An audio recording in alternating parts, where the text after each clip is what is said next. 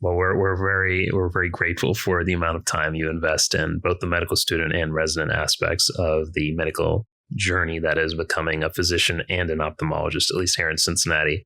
You touched on something. You said when you came back to Cincinnati to take care of your parents who were unwell at that time. I know you went to high school here. Were you born here? I am a native So you're a Cincinnati. native Cincinnatian, and you went on an amazing journey before you came all the way back here. You did. You went to high school here. I did. You went to Harvard for undergrad, Harvard for medical school, Stanford for residency, back to the East Coast, Mass Pioneer for cornea fellowship.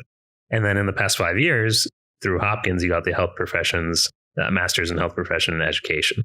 You have been on a tour de force of some of the nation's highest academic institutions. And I'm always curious because I know there's got to be so much more behind just the list of letters after your last name in the institutions on your CV. As a young girl growing up here in Cincinnati, were you interested in science from a young age? Like what pushed you towards medical school? And I guess even what pushed you towards Harvard? So I'm smiling, Arjan, because I was born at Old Jewish Hospital, which is literally a stone's throw away from my lecture hall in Physician and Society. So boy, did I ever take a long tour to end up back at the same spot. So yes, I am a native Cincinnatian. You know, I at Walnut Hills High School. Walnut Hills is a college preparatory school, and so in my graduating class from Walnut Hills, there were 5 of us that went to Harvard.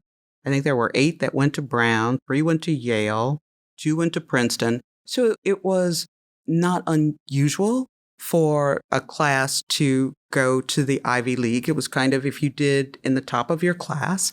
And so I graduated really at the top of my class. So I kind of, I went there. It was my first time being away from home.